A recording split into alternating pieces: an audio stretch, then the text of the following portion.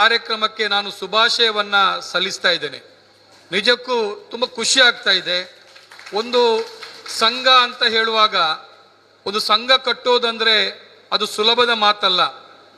ಯಾಕಂತ ಹೇಳಿದ್ರೆ ಜನಸಾಮಾನ್ಯ, ಅದು ಕೂಡ ಅತ್ಯಂತ ಶೋಷಿತ ವಿಭಾಗವನ್ನ ಸಂಘಟನೆ ಮಾಡೋದಂದ್ರೆ ತುಂಬಾ ಕಷ್ಟದ ಕೆಲಸ. ಅಂತ ಒಂದು ಕಷ್ಟದ ಕೆಲಸವನ್ನ ಹೋಟೆಲ್ ಕಾರ್ಮಿಕರ ಅವರ ಮನದಾಳದ ಮಾತುಗಳೇನಿದೆ, ಅವರ ಹೃದಯವನ್ನ ಅರ್ಥ ಮಾಡಿ ಇವತ್ತು ಇಡೀ ಕರ್ನಾಟಕ ರಾಜ್ಯದಲ್ಲಿ ಈ ಒಂದು ಸಂಘಟನೆ ಈಗಾಗಲೇ ಪ್ರಾಸ್ತಾವಿಕವಾಗಿ ಮಾತಾಡ್ತಕ್ಕಂಥವ್ರು ಹೇಳಿದ್ರು, ಸರಿಸುಮಾರು 20,000ಕ್ಕೂ ಮಿಕ್ಕಿ ಸದಸ್ಯತ್ವ ಇದೆ ಅಂತೇಳಿ. ಪ್ರಶ್ನೆ ಇರ್ತಕ್ಕಂಥದ್ದು, ಕಾರ್ಮಿಕರು ಅಷ್ಟೇನಾ ಕಾರ್ಮಿಕರಿರೋದು? ನಿಜವಾಗಿದ್ದಾರೆ. ದಕ್ಷಿಣ ಕನ್ನಡ ಜಿಲ್ಲೆಯಲ್ಲೇ ನೋಡಿದ್ರೆ ಇವತ್ತು ಹೋಟೆಲ್ ಕಾರ್ಮಿಕರಾಗಿ ದುಡಿಯತಕ್ಕಂತಹ ಸಾವಿರಾರು ಸಂಖ್ಯೆಯಲ್ಲಿ ಕಾರ್ಮಿಕರಿದ್ದಾರೆ. ಪಾಪ ಅವರಿಗೆ ಏನೂ ಗೊತ್ತಿರೋದಿಲ್ಲ. ನೋಡಿ, ಹೋಟೆಲ್ ಕಾರ್ಮಿಕರ ಬದುಕನ್ನೇ ನೋಡಿ. ಅವರು ಒಂದು ಬೆಳಿಗ್ಗೆಯಿಂದ ರಾತ್ರಿ ತನಕ ದುಡಿತಾರೆ, ಕಷ್ಟಪಡ್ತಾರೆ.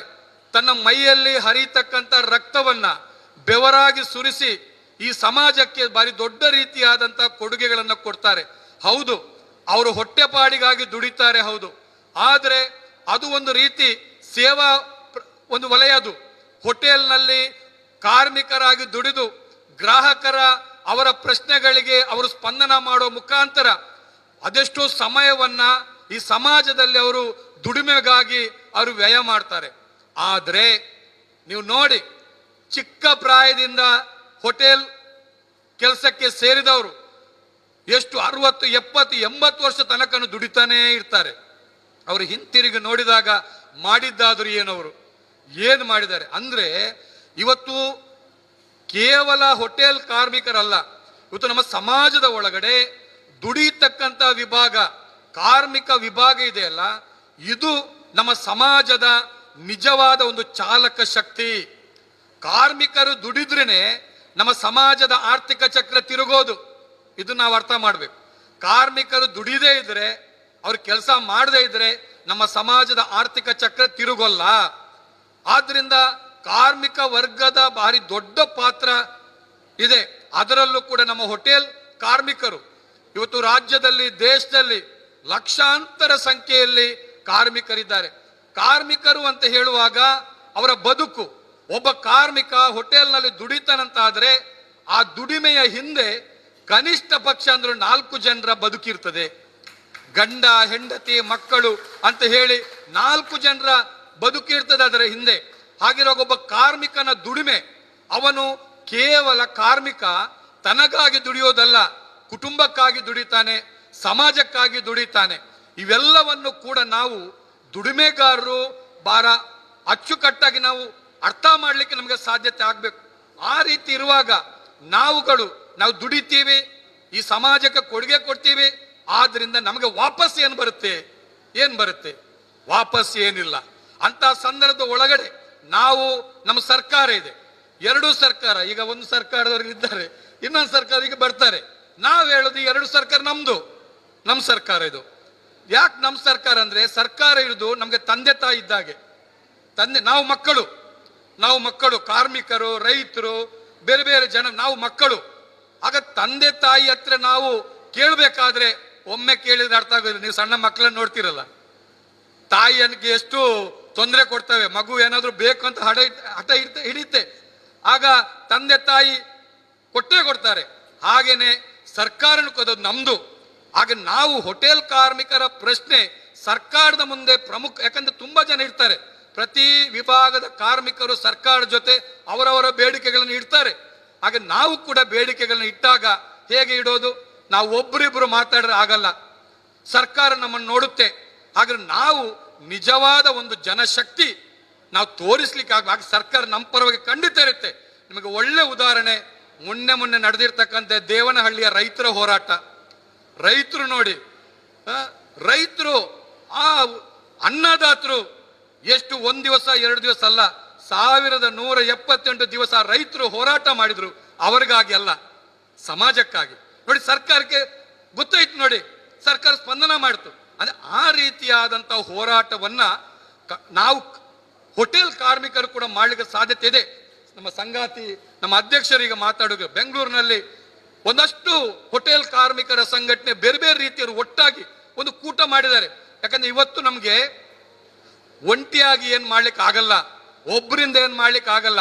ನಾವೆಲ್ಲರೂ ಒಟ್ಟು ಸೇರಿದಾಗ ಅದಕ್ಕೆ ಇರ್ತಕ್ಕಂಥ ಶಕ್ತಿ ಬೇರೆನೆ. ಹಾಗಿರುವಾಗ ನಾವು ಒಟ್ಟಾಗಿ ನಾವು ಸರ್ಕಾರದ ಎದುರು ನಮ್ಮ ಬೇಡಿಕೆಗಳನ್ನ ಇಡ್ಲಿಕ್ಕೆ ಸಾಧ್ಯತೆ ಆಗ್ಬೇಕು. ಖಂಡಿತಕ್ಕೂ ಕೂಡ ಸರ್ಕಾರದ ಕಣ್ಣು ತೆರೆಸ್ತಕ್ಕ ಕೆಲಸ ಮಾಡಬೇಕಾದ್ರೆ ನಮ್ಮೊಳಗಡೆ ಒಂದು ಸಂಘಟಿತವಾದಂಥ ಶಕ್ತಿ, ಒಂದು ಪ್ರಬಲವಾದಂಥ ಸಂಘಟನೆ ಬೇಕು. ನಂಗೆ ಖುಷಿ ಆಯ್ತು ಬರ್ಬೇಕಾದ್ರೇನೆ ನಿಮ್ಮ ಇಡೀ ನಾಯಕತ್ವವನ್ನು ನೋಡಿದೆ, ತುಂಬಾ ಖುಷಿ ಆಯ್ತು. ಯಾಕಂದ್ರೆ ಭವಿಷ್ಯತ್ ಇದೆ ಅನ್ನೋಂಥ ತೋರಿಸ್ಕೊಡುತ್ತೆ. ಭವಿಷ್ಯ ಇದೆ, ನಮ್ಮ ಸಂಘ, ಈ ಸಂಘಕ್ಕೆ ಭವಿಷ್ಯ ಇದೆ ಅಂತ ಒಂದು ಒಳ್ಳೆಯ ನಾಯಕತ್ವ ನಮ್ಗೆ ಇಲ್ಲಿದೆ, ರಾಜ್ಯದಲ್ಲೂ ಇದೆ, ಜಿಲ್ಲೆಯಲ್ಲೂ ಕೂಡ ಇದೆ. ಅಂತ ಸಂದರ್ಭದೊಳಗಡೆ ನಮ್ಗೆ ನಮ್ಮ ಕಾರ್ಮಿಕರಂದ್ರೆ ಯಾರು, ಹೋಟೆಲ್ ಕಾರ್ಮಿಕರಂದ್ರೆ ಯಾರು, ತೀರಾ ಬಡಪಾಯಿಗಳು, ಬಡವರು. ಪಾಪ ಅವರಿಗೆ ಇರ್ತಕ್ಕಂಥ ಒಂದು ಅಸ್ತ್ರ ಎರಡೇ, ಸಂಘಟನೆ ಮತ್ತು ಹೋರಾಟ.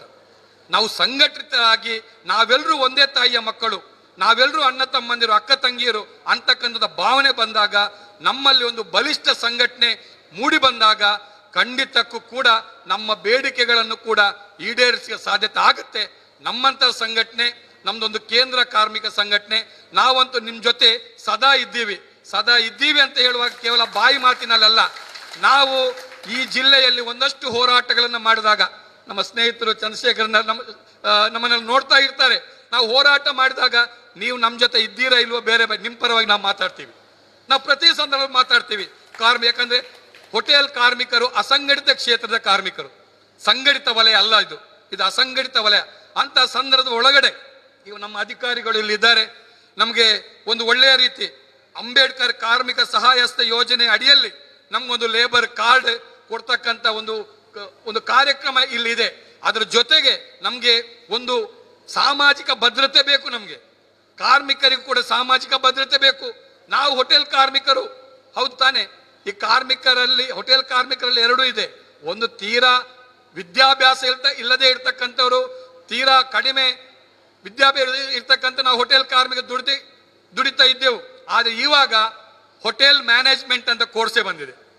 ಒಂದು ಒಳ್ಳೆ ಹೈಫೈ ಹೋಟೆಲ್ಗಳಲ್ಲೂ ಕೂಡ ಕಾರ್ಮಿಕರಾಗಿ ದುಡಿತಾರೆ. ಎರಡು ಭಾಗ ಇದೆ. ಅಂತ ಸಂದರ್ಭದಲ್ಲಿ ನಾವು ಹೋಟೆಲ್ ಉದ್ಯಮದಲ್ಲಿ ದುಡಿಯತಕ್ಕಂತಹ ಯಾವುದೇ ಕಾರ್ಮಿಕ ಇರಲಿ, ನೌಕರರು ಇರಲಿ, ಅವರಿಗೆ ಸಾಮಾಜಿಕ ಭದ್ರತೆ ಬೇಕು. ಯಾಕಂತ ಹೇಳಿದ್ರೆ ನಾವು ಕಾರ್ಮಿಕರಾಗಿ ದುಡಿದಿದ್ದೇವೆ. ನಮ್ಮ ಮಕ್ಕಳನ್ನ ಮತ್ತೆ ನಾವು ಹೋಟೆಲ್ಗೆ ಕೆಲಸಕ್ಕೆ ಕಳಿಸೋದಿಲ್ಲ. ನಾವು ನಮ್ಮ ಮಕ್ಕಳನ್ನ ಒಂದು ಸ್ವಂತ ಕಾಲ ಮೇಲೆ ನಿಲ್ಬೇಕಾದ್ರೆ ಅವ್ರಿಗೆ ಒಳ್ಳೆ ವಿದ್ಯಾಭ್ಯಾಸವನ್ನ ಕೊಡಬೇಕು. ಹೋಟೆಲ್ ಕಾರ್ಮಿಕರ ಮಕ್ಕಳು ಯಾಕೆ ಇಂಜಿನಿಯರಿಂಗ್ ಕಲಿಯಬಾರದು? ಹೋಟೆಲ್ ಕಾರ್ಮಿಕರ ಮಕ್ಕಳು ಯಾಕೆ ಮೆಡಿಕಲ್ ಕಲಿಯಬಾರದು? ಹೋಟೆಲ್ ಕಾರ್ಮಿಕರ ಮಕ್ಕಳು ಯಾಕೆ ಉನ್ನತ ವ್ಯಾಸಂಗವನ್ನ ಮಾಡಬಾರದು ಅಂತಕ್ಕಂಥದ್ದು. ಆದ್ರಿಂದ ನಾವುಗಳು ಕೂಡ ನಮ್ಮ ಮಕ್ಕಳಿಗೆ ಶಿಕ್ಷಣ ಕೊಡಬೇಕಾದ್ರೆ ಅವರಿಗೆ ಒಂದು ಏನು ಸ್ಕಾಲರ್ಶಿಪ್, ಮತ್ತೊಂದು ಇನ್ನೊಂದು ಯೋಜನೆ ಬರಬೇಕು. ನಮ್ಗೆ ಹುಷಾರಿಲ್ಲದಾಗ ನಮಗೂ ಒಂದು ಆರೋಗ್ಯಕ್ಕೆ ಸಂಬಂಧಪಟ್ಟಂತಹ ಒಂದು ಯೋಜನೆಗಳು ಬರಬೇಕು. ಮಾತ್ರವಲ್ಲ, ಹೋಟೆಲ್ ಕಾರ್ಮಿಕರು ಕೂಡ ನಮಗೆ ನಿಲ್ಲಿಕ್ಕೆ ಒಂದು ಸ್ವಂತ ಸೂರು ಬೇಕು, ಮನೆ ಬೇಕು ಅಂತ ಇಂಥ ಹಲವಾರು ಬೇಡಿಕೆಗಳನ್ನ ಮುಂದಿಟ್ಟುಕೊಂಡು ಭವಿಷ್ಯದ ದಿನಗಳಲ್ಲಿ ಹೋಟೆಲ್ ಕಾರ್ಮಿಕರು ಕೂಡ ನಾವೊಂದು ನೆಮ್ಮದಿಯ ಜೀವನ, ನಾವು ಕೂಡ ಈ ಸಮಾಜದಲ್ಲಿ ತಲೆ ಎತ್ತಿ ಬದುಕ್ತಕ್ಕಂಥ ಒಂದು ಒಳ್ಳೆಯ ವಾತಾವರಣ ನಿರ್ಮಾಣ ಆಗ್ಲಿಕ್ಕೆ ಸಾಧ್ಯತೆ ಆಗ್ಬೇಕು. ಅದಕ್ಕೆಲ್ಲಕ್ಕೂ ಕೂಡ ನಮ್ಮ ಸಂಘಟನೆ ಅದಕ್ಕೆ ಉತ್ತರ. ನಾವು ಸಂಘಟನೆಯನ್ನ ಜೋರಾಗಿ ಕಟ್ಟಿದಾಗ ಮಾತ್ರನೇ ಎಲ್ಲದಕ್ಕೂ ಉತ್ತರ ಅಲ್ಲೇ ಸಿಗುತ್ತೆ. ಆದ್ರಿಂದ ಈ ಜಿಲ್ಲೆಯ ಒಳಗಡೆನೂ ಕೂಡ ಇಂಥ ಒಂದು ಒಳ್ಳೆಯ ಕಾರ್ಯಕ್ರಮ ಲೇಬರ್ ಕಾರ್ಡ್ ಕೊಡ್ತಕ್ಕ, ಅದ್ರ ಜೊತೆಗೆ ನಮ್ಮ ಹೋಟೆಲ್ ಕಾರ್ಮಿಕರ ಮಕ್ಕಳನ್ನು ನೋಡಿ, ಇದು ನನಗೆ ತುಂಬಾ ಖುಷಿಯಾದದ್ದು. ಹೋಟೆಲ್ ಕಾರ್ಮಿಕರ ಮಕ್ಕಳನ್ನು ಗುರುತಿಸಿ ಅವರ ಪ್ರತಿಭಾ ಪುರಸ್ಕಾರ ಅನ್ನುವಂಥದ್ದು ಇವತ್ತು ಮಾಡುವಂತ ಕಾರ್ಯಕ್ರಮ ಇದೆಯಲ್ಲ, ಇದು ನಿಜಕ್ಕೂ ಶ್ಲಾಘನೀಯವಾದಂತ ಒಂದು ಕಾರ್ಯಕ್ರಮ.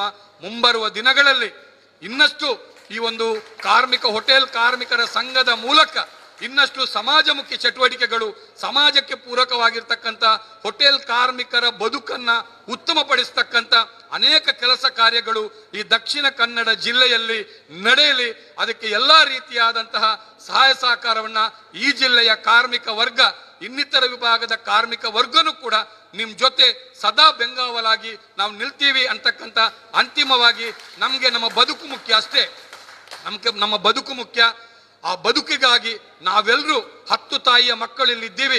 ನಾವೆಲ್ಲರೂ ಒಂದೇ ತಾಯಿಯ ಮಕ್ಕಳಾಗಿ ಬಾಳಿ ಬದುಕ್ತಕ್ಕಂತಹ ಒಂದು ಸೌಹಾರ್ದ ಸಮಾಜನೂ ಕೂಡ ನಿರ್ಮಾಣಗೊಳ್ಳಲಿಕ್ಕೆ ಹೋಟೆಲ್ ಕಾರ್ಮಿಕರು ದೊಡ್ಡ ಒಂದು ಕೊಡುಗೆಯನ್ನ ಕೊಡ್ಲಿಕ್ಕೆ ಸಾಧ್ಯತೆ ಆಗ್ಬೇಕಂತ ಹೇಳ್ತಾ ಇಂಥ ಒಂದು ಕಾರ್ಯಕ್ರಮದಲ್ಲಿ ಮಾತನಾಡ್ಲಿಕ್ಕೆ 4 ಮಾತುಗಳನ್ನ ನಿಮ್ಮಂತ ಸಂಗಾತಿಗಳಂತ ಹೇಳ್ತೀವಿ, ನಾವೆಲ್ಲರೂ ಒಂದೇ ಅಂತಕ್ಕಂಥ ಭಾವನೆ ಇಟ್ಟು ಸಂಗಾತಿ ನಿಮ್ಮ ಎದುರುಗಡೆ ಮಾತಾಡಲಿಕ್ಕೆ ಅವಕಾಶ ಮಾಡಿಕೊಟ್ಟಂತಹ ಕರ್ನಾಟಕ ರಾಜ್ಯದ ಹೋಟೆಲ್ ಕಾರ್ಮಿಕರ ಸಂಘದ ಮುಖಂಡರಿಗೆ, ಅದರ ಪದಾಧಿಕಾರಿಗಳಿಗೆ, ಇತರ ಸದಸ್ಯರಿಗೆ ಎಲ್ಲರಿಗೂ ಕೂಡ ನಾನು ಆಭಾರಿಯಾಗುತ್ತಾ ನಮಸ್ಕರಿಸ್ತಾ ನನ್ನ ಮಾತನ್ನು ಮುಗಿಸ್ತೀನಿ. ನಮಸ್ಕಾರ.